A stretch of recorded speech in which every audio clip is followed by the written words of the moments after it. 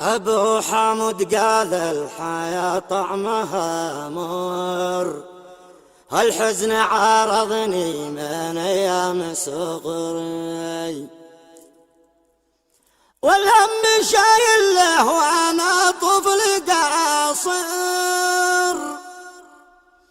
والنشرقة يمسي ظلام مسري. كتب كلمتها خالد محمد حمود الزعبي من أهل عصم. القصيدة ألقاها تعزية ورثاء بعد وفاة والده وشقيقه وصديقه وصاحبه فؤاد محمد علي ناصر زايد من أهل عصم.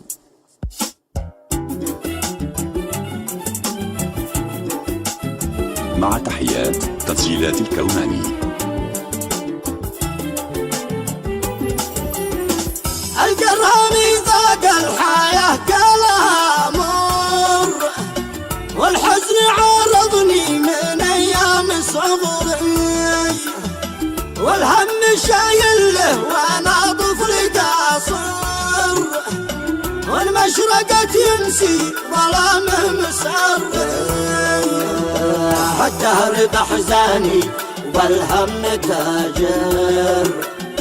ياخذ زمانه يوصل الحزن دغري. في ساعة الحادث وضعف المسافر،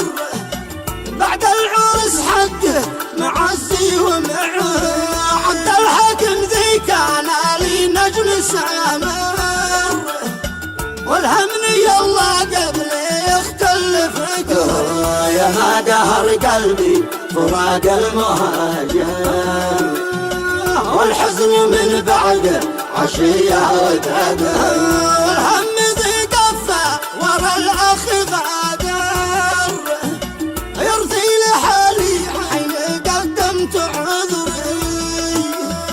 ما غير فترة بين الماضي وحاضر،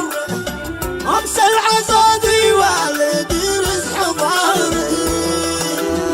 وانهار ساس الأمنية والموادر، دفى أمل ميلاد روحي وقهري، من بعدهم عشت العمر حزن قاهر، والدهر وأحزانه تغنى بقهري، وقالي يلا بعدهم أخي آخر، مخوته فيها اعتزازي وفخري، من اغترق من فدة الشمس باكر، طول النهار والليل نمسي نسهر، فؤاد ذي في الصحبة أول وآخر، من في الصحب يمشي مع الشخص دغري، خلى زمان الحزن واصبح محاصر، شلت فؤاد أمر المقادير بدري، كان لي بصحبته عدل زاهر، شل الأقل من فرحة الروح زهري، كيف القدر يا بس عيني تهاجر،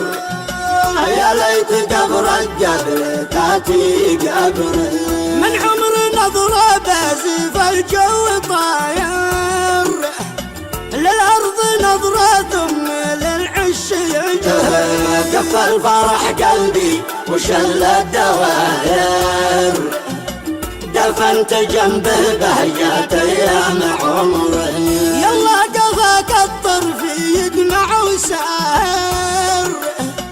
بعدك تكوى قلبي خالد بجمالك، كنت نادي يا فؤاد قال حاضر، وانقال يا وقعه في لبيت مسر، واليوم بناديك تحت المقابر، من حبك اقضي دين مسحك وحجر،